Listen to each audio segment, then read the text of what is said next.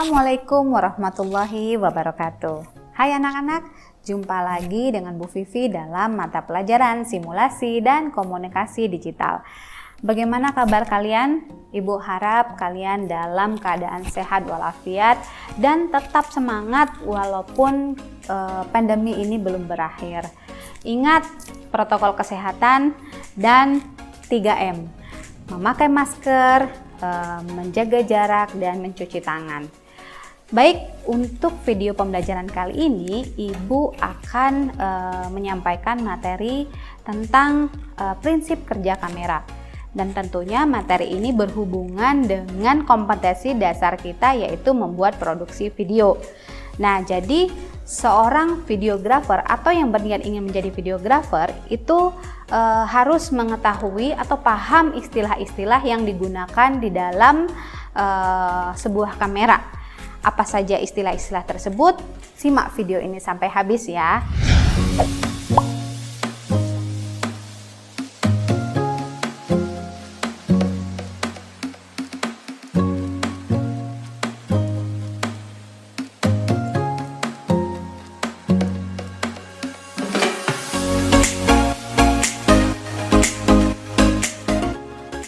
Seperti yang kalian ketahui, bahwasanya proses pembuatan sebuah video itu melalui 3 tahap. Yang pertama adalah tahap praproduksi, yang kedua tahap produksi, yang ketiga adalah tahap pasca produksi. Tahap praproduksi adalah tahap perencanaan awal, dimulai dari naskah ceritanya, lalu orang-orang yang terlibat di dalamnya, ya apakah kameramen, ataukah editor, atau sutradara, dan seterusnya. Sedangkan tahapan yang kedua adalah tahapan produksi. Tahap produksi adalah tahap pembuatan video atau recordnya. Sedangkan tahap yang ketiga adalah tahap pasca produksi. Tahap pasca produksi ini adalah tahap di mana kegiatan editing video yang sudah diproduksi tadi. Mungkin kalian ada bagian-bagian tertentu yang ingin dipotong atau yang tidak dibutuhkan. Nah, proses pasca produksilah dilakukan. Atau mungkin ingin menambahkan efek atau mungkin menambahkan animasi, di proses editing ini juga kalian lakukan. Ada banyak aplikasi editing video di luar, bisa menggunakan Adobe Premiere, bisa menggunakan After Effects atau Movie Maker atau KineMaster atau Power Director, tergantung kalian sukanya kemana. Nah, silahkan pilih saja jika memang kalian akan melakukan pengeditan video. Nah, pada kesempatan ini Ibu akan membahas yang tahap produksi, karena tahap praproduksi sudah kita pelajari sebelumnya. Untuk tahap produksi ini berarti kalian harus mengetahui terlebih dahulu bagaimana cara menggunakan kameranya.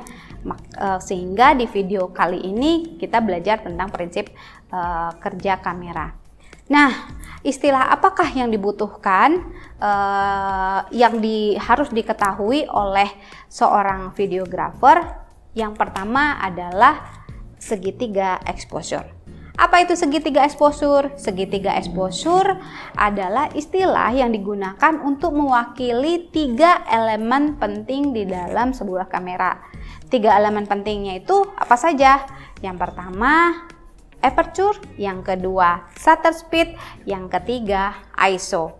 Nah, karena materi ini cukup panjang sehingga pada video pembelajaran yang ini Ibu akan membahas satu materi saja, yaitu aperture. Untuk shutter speed dan ISO akan Ibu lanjutkan di video berikutnya. Baik, kita akan masuk ke pengertian dan fungsi dari aperture. Aperture itu atau istilah lainnya adalah bukaan lensa atau bukaan diafragma yang fungsinya untuk mengontrol atau mengendalikan jumlah cahaya yang masuk ke dalam lensa. Lalu fungsi yang kedua, aperture ini digunakan untuk mengatur tingkat kedalaman atau kedetailan bahkan keburaman sebuah objek atau latar belakang objek. Nah, jadi jika kalian yang ingin menggunakan atau mengambil foto atau gambar tertentu dengan fokus hanya di depan saja, maka gunakanlah aperture yang kecil. Nah, analoginya begini. Aperture itu ditandai atau disimbolkan dengan huruf F, lalu diiringi dengan angka di setelahnya. Aperture itu bisa dimulai dari 1,8 atau misalnya 3,5 atau mungkin 11, 22 tergantung dari lensa atau jenis kameranya masing-masing. Nah, bagaimana prinsip kerjanya? Nah, prinsip kerjanya itu adalah semakin kecil F-nya dari sebuah lensa, maka bukaan dari lensa tersebut dia semakin besar. Misalnya seperti ini. Lensa F-nya itu adalah 1,8, maka bukaan lensanya dia akan semakin besar. Terbalik ya. Begitu juga sebaliknya, jika F-nya itu besar, misalnya yang dibilang besar itu mulai berapa ya, mungkin dari 11, 22 itu sudah termasuk F yang besar. Lalu bukaannya dia akan semakin kecil. Kenapa dia semakin kecil? Berarti kalau semakin kecil, otomatis cahaya yang masuk itu semakin dikit. Ketika bukaannya besar, maka otomatis cahaya yang masuk juga besar. Nah, jika Ibu analogikan, jika kalian sedang berada di sebuah ruangan yang gelap atau pada waktu mati lampu, apa yang kalian akan lakukan? Apakah kalian menutup mata atau membuka mata lebar-lebar? Ya, tentu jawabannya adalah pasti kalian akan membuka mata. Kenapa? Tidak mungkin pada waktu mati lampu kalian menutup mata, tambah gelap pastinya. Nah, prinsip kerjanya sama seperti itu. Jadi kita ibaratkan ini mata kita itu adalah lensa. Lalu ketika ingin masuk cahaya yang banyak ke lensa mata kita, itu berarti kita akan membuka mata kita lebih luas, lebih lebar. Tapi jika kalian berada di satu tempat yang terang benderang, mungkin sedang berada di luar, matahari lagi terik, apa yang dilakukan oleh mata? Pasti menyipitkan. Nah, berarti kita tidak membutuhkan banyak cahaya yang dimasukkan ke dalam lensa mata kita. Prinsip kerja aperture itu seperti analogi Ibu tadi. Nah, nanti untuk lebih jelasnya Ibu akan kasih beberapa contoh-contoh gambar dan beberapa praktek yang akan kalian simak.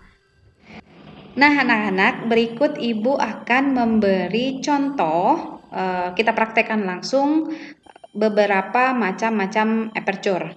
Mulai dari bukaan 5,6, jadi F-nya 5,6, lalu nanti F11, F22, dan terakhir adalah F32.